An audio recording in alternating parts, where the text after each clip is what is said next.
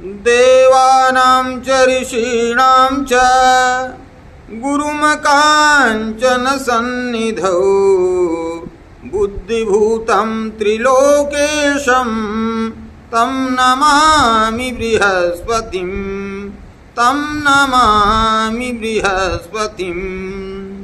प्रिय मित्रों, सादर नमस्कार। आप सबका हमारे धर्म एवं अध्यात्म के YouTube चैनल पंडित मधुरादीप त्रिपाठी में स्वागत है। आज हम धनु राशि सिजिटेरियस, जिसे हम अंग्रेजी में कहते हैं, जिसके स्वामी गुरुदेव बृहस्पति हैं, तो इस राशि के सितंबर 2025 के राशिफल के बारे में बात करते हैं कि क्या कहते हैं ग्रह गोचर।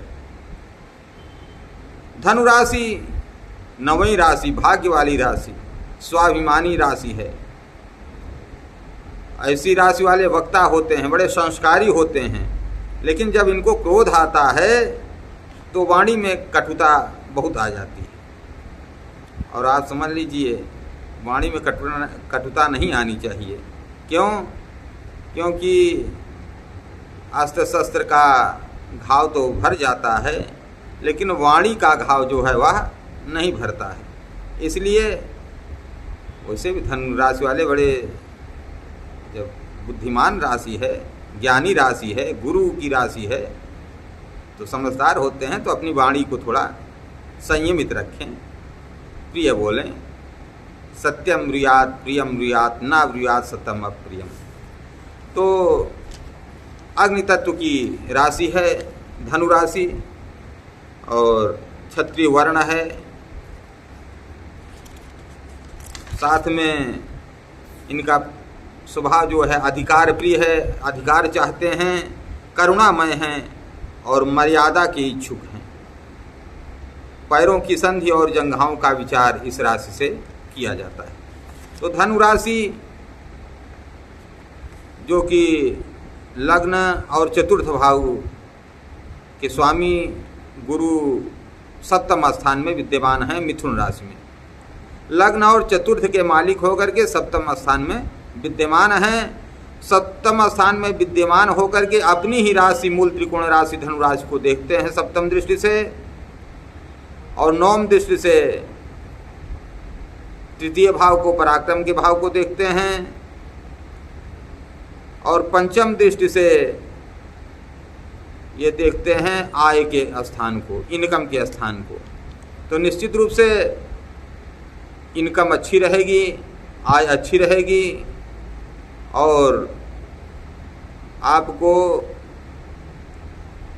जो आर्गुमेंट अगर आप कोई करते हैं तो उसमें आप सफल रहेंगे। शनि की 10वीं दृष्टि लगन पर है, तो एक चीज़ का ध्यान रखना चाहिए कि रोग, रिपु और ऋणु, इसमें थोड़ा सा सावधानी रखना चाहिए। पत्नी से संबंध अच्छे रखना चाहिए, कहीं नाराज ना हो जाए, क्योंकि बड़ी जल्दी नाराज भी होती हैं पत्नियां, तो इनका ध्यान रखना चाहिए। इनसे वाद विवाद नहीं करना चाहिए। और अपनों से जीतने में क्या फ़ायदा है, उनसे जीत करके भी तो हारना ही है, अपनों से क्या जीतना। तो आप भाग्यशाली रहेंगे। आपके सुझावों से दूसरों को लाभ हो सकता है। आप जो भी सुझाव देंगे उससे लोगों का कल्याण हो सकता है।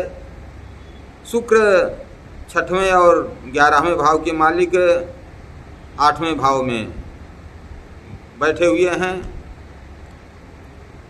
तो विपरीत राजयोग बना रहे हैं शुक्रदेव। भाग्य भाव में सूर्य, बुध और केतु की युति, तो धनु राशि के लिए सूर्य सपोर्टिव हैं, मित्र हैं, तो इसलिए भाग्य साथ देगा। परंतु साथ में केतु भी बैठा हुआ है और राहु की दृष्टि है, इसलिए पिता के स्वास्थ्य का ध्यान रखें। बुध आदित्य योग भी बना रहे हैं सूर्यदेव, लेकिन राहु और केतु कारण थोड़ा पिता के स्वास्थ्य का ध्यान रखें। अष्टमेश चंद्रमा सप्ताह के शुरू में कहाँ पर रहेंगे? व्यय भाव में रहेंगे, जो कि जल से संबंधित इन्फेक्शन दे सकते हैं, तो थोड़ा सा सावधान रहिए। जुखाम वगैरह हो सकती है, इन्फेक्शन हो सकता है, टाइफाइड वगैरह हो सकता है, इसलिए स्वास्थ्य पर विशेष नज़र रखें। 13 सितंबर को मंगल तुला राशि में आएंगे, संतान के लिए अच्छा रहेगा, मृतता की दृष्टि से भी अच्छा रहेगा, आर्थिक लाभ के योग बनेंगे। सेकेंड हाउस इन्वेस्ट का है, तो आप क्योंकि शनि इसके स्वामी हैं, तो आप गोल्ड में, सीमेंट में, स्टील में और पेट्रोलियम संबंधी कार्य में आपको इन्वेस्ट करना चाहिए। चतुर्थ भाव जो कि परिवार और सुख का भाव है, इस भाव के स्वामी गुरु 7वें भाव में राजयोग कारक हैं। घर परिवार में समृद्धि सुख बढ़ेगा, लेकिन शनि की ढैया के कारण रिश्तों में कड़वाहट आ सकती है, क्योंकि मंगल की दृष्टि भी है। शिक्षा, संतान और 5th त्रिकोण के अधिपति होकर 10वें भाव में हैं, तो एजुकेशन में लाभ होगा, शिक्षा में लाभ होगा, संतान को लाभ मिलेगा, सफलता की उम्मीद से ज़्यादा सफलता आपको मिलेगी। सूर्य जब राशि से मतलब आपके संतान को भी सफलता मिलेगी। जब सूर्य जब 10वें भाव में सूर्य बुध मंगल जब होंगे इसी महीने में, तो मंगल कुल दीपक योग बनाएगा। मास मीडिया में अगर आप हैं तो कॉन्फिडेंस आपका जगेगा, संतान से उम्मीद पूरी होगी, आप गौरवान्वित होंगे। संतान के विवाह की बात अगर चल रही है तो आगे बढ़ सकती है, अच्छा समय है, बात करिए इस पर। संतान का सुख भरपूर मिलेगा, लेकिन खर्च बढ़ेगा तो कोई बात नहीं है, धन खर्च करने के लिए ही आता है।